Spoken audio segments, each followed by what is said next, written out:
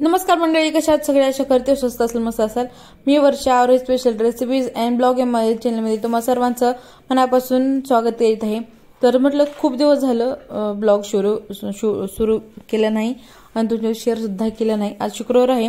शुक्रवारचं routine मी संध्याकाळचं तुमच्यासोबत share करणार आहे आणि मी वैभवलक्ष्मीचं व्रत करत आहे. सो त्याची पूजा सुद्धा मी तुमच्यासोबत शेअर करणार आहे. तर दिवसभर उपवास करायचा असतो, नाही जमत उपवास करायला कोणाकोणाला, सो तो त्यांनी नामस्मरण वगैरे केलं तरी देखील चालतं.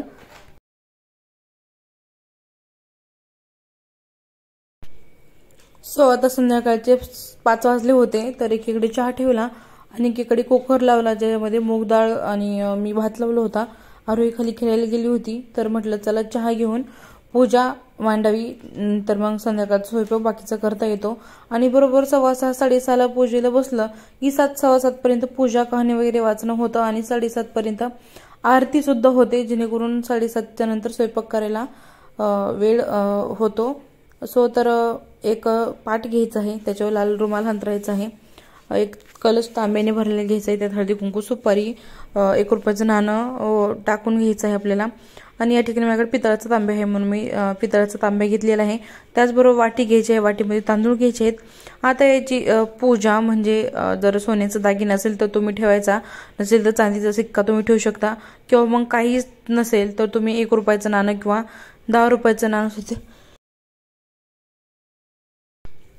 सिंक आली होती तर ठेवू शकता.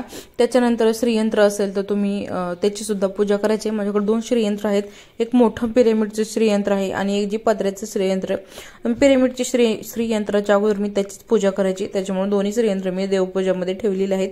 त्याचबरोबर आता तुम्हाला म्हटल्याप्रमाणे चांदीचे सिक्के माझ्याकडे आहेत ऑलरेडी, त्याच्यामुळे मी पूजेमध्ये ठेवले आहेत. उजवीकडे पूजेच्या शंख आणि डावीकडे घंटा ठेवायचे आहे. वैभवलक्ष्मी व्रताचं पुस्तक सुद्धा मी पूजेमध्ये मांडून घेतलेलं आहे.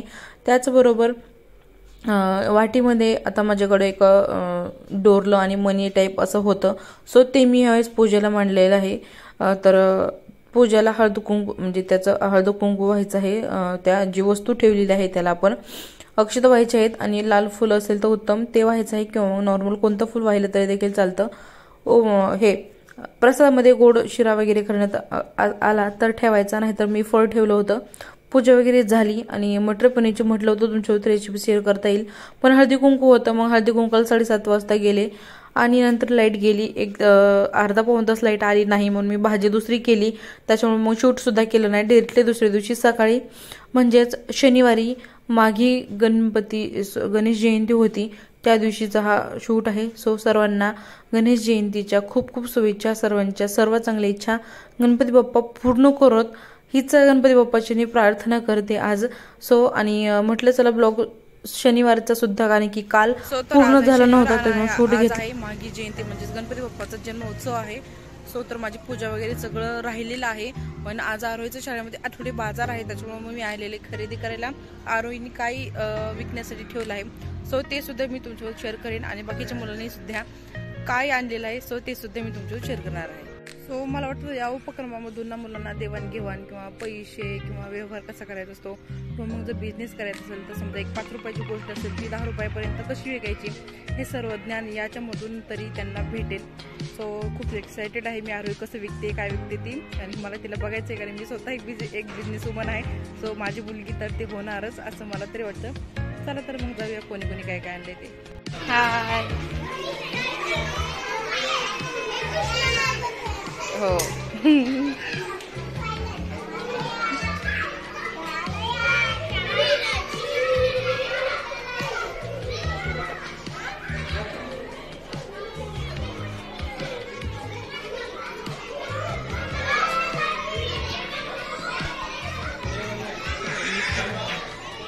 बर.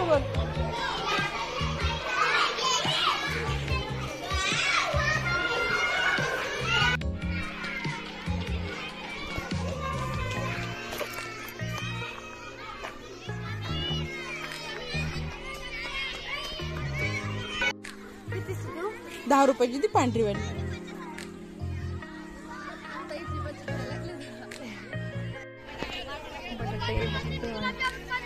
हाय काय उघडून किसला एक प्लेट? वाव, गुलाबजामुन पण लिंबू. कशी आहे प्लेट? 5ला 2 वाव, हे कुणी आणले? कितीला आहे?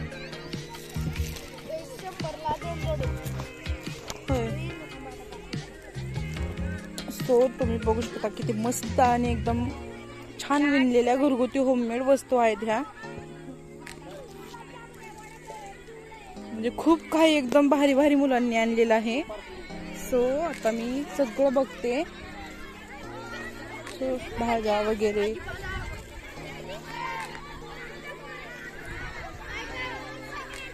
सँडविच वगैरे सगळं आणलेलं आहे. तू काय आणलंस? मंचुरियन. कशी प्लेट आहे? 20 रुपयाला. हा. सो घरी आले. 12:30 पावणे 1ला शाळा सुटली. 1:15 वाजले घरी यायला. तर घरी आल्याच्या नंतर मग बाकीची सगळी कामं तशीच पेंडिंग होती माझी, ती सगळी कामं अगोदर करून घेतली.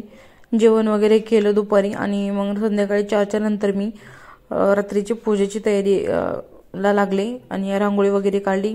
देवाचे पितांबरी स्वच्छ केले आणि बाकीची देवपूजा केली. मोदक केले गणपती बाप्पासाठी. दुर्वा आणल्या. दुर्वा सुद्धा निवडून हे केला, पेंडी बांधली आणि मग महाअभिषेक गणपती बाप्पाचा केला. तर सकाळी मला करणं झालं नव्हतं त्याच्यामुळे आणि 15-20 मिनिटात पूजा मला होत नाही आणि करता सुद्धा येत नाही. जवळजवळ मला ह्या पूजेसाठी 1 ते 1.5 तास लागला. तर मी 5 वाजता पूजेला बसले होते तर 6:30 आरती होऊन 6:45-7 वाजले होते मला. त्याच्यानंतर 7 वाजता मी सगळं घरातलं आवरलं, नैवेद्य वगैरे दाखवला, आरवीला रेडी केलं आणि मग आम्ही खाली गेलो. सोसायटीमध्ये सुद्धा खूप मोठी महाआरती झाली.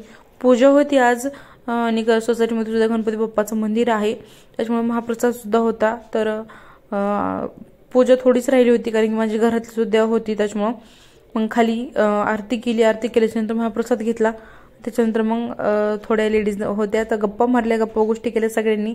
त्याच्यानंतर सगळे आपापल्या घरी गेले.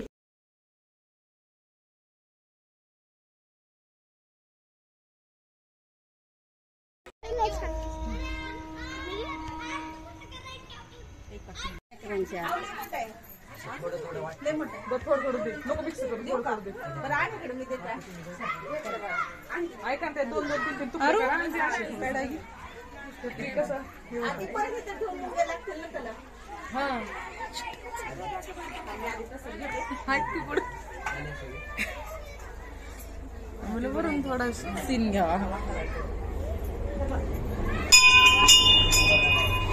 तू बोल बोला आमच्या